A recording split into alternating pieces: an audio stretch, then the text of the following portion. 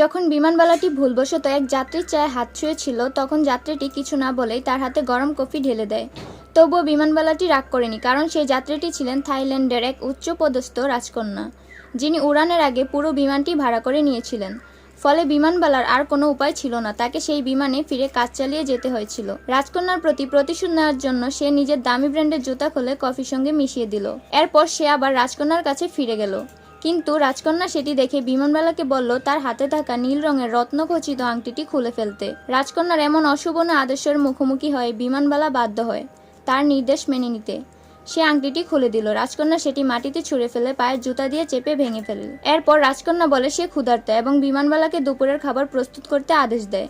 কিন্তু সে ইচ্ছাকৃতভাবে আবার সমস্যার সৃষ্টি করতে শুরু করে। সে বলে, আমি এটা খেতে চাই না, আমি আমার নিজস্ব খাবারই খেতে চাই।